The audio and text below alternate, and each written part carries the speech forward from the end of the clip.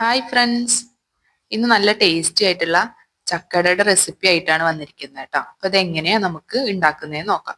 അപ്പൊ ഇതിന് വേണ്ടിയിട്ട് ഞാനൊരു 2 സ്പൂണോളം അരിപ്പൊടി, വറുത്ത അരിപ്പൊടി എടുത്തിട്ടുണ്ട്. ഇനി ഇതിലേക്ക് കുറച്ച് റവ ഇട്ട് കൊടുക്കുന്നുണ്ട്. അരിപ്പൊടിയുടെ അത്ര തന്നെ വേണ്ട, അതിന്റെ പകുതിയോളം മതി. റവ ഇട്ട് കൊടുത്തിട്ടുണ്ട്.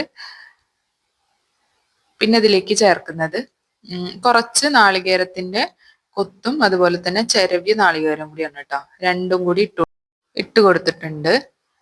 തേങ്ങ വേണമെങ്കിൽ കുറച്ച് കൂടുതൽ ചേർക്കാം, ഞാൻ ഇപ്പം ഇത്രയും ചേർത്തിട്ടുണ്ട്. ഇനി ഇതിലേക്ക് കുറച്ച് ഏലക്കാപ്പൊടി ചേർത്ത് കൊടുക്കുന്നുണ്ട്.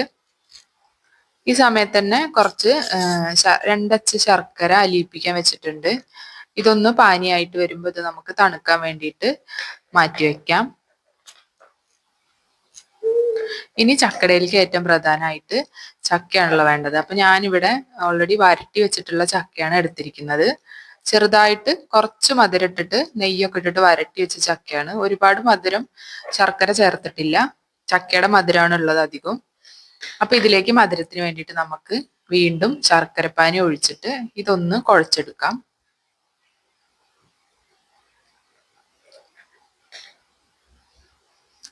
മധുരം നോക്കിയിട്ട് ആവശ്യമുണ്ടെങ്കിൽ മാത്രം ശർക്കരപ്പാനി ഒഴിച്ചാൽ മതി കേട്ടോ. ഇതുപോലെ നന്നായിട്ട് കുഴച്ചിട്ട് ഒരു അരമണിക്കൂർ ഒന്ന് റെസ്റ്റ് ചെയ്യാൻ വെക്കാം.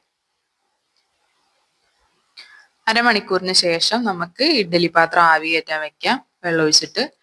എന്നിട്ട് ഇത് നന്നായിട്ട് വാട്ടിയെടുത്തിട്ടുള്ള വാഴയിലേക്ക് ഇതുപോലെ നമ്മൾ കുഴച്ച് വെച്ചിട്ടുള്ള ചക്കയുടെ വെച്ച് കൊടുത്തിട്ട് ഇതുപോലെ മടക്കി എടുക്കാം കേട്ടോ. ഇനി നന്നായിട്ടൊന്ന് ആവി കയറ്റിയെടുക്കാം.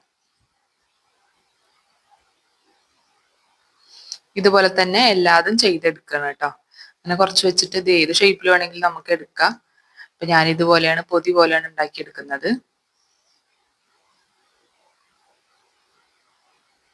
ഇതുപോലെ എല്ലാതും ചെയ്തെടുത്തിട്ടുണ്ട്.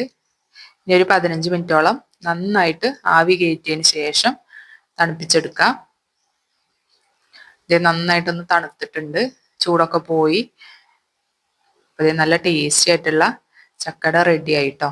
അപ്പൊ എല്ലാവരും ഒന്ന് ട്രൈ ചെയ്ത് നോക്കുക. നല്ല ടേസ്റ്റി ആയിട്ടുള്ള റെസിപ്പിയാണ്. ഇഷ്ടപ്പെട്ടാൽ ലൈക്ക് ചെയ്യുക, സബ്സ്ക്രൈബ് ചെയ്യുക, കമൻറ്റ് ചെയ്യുക.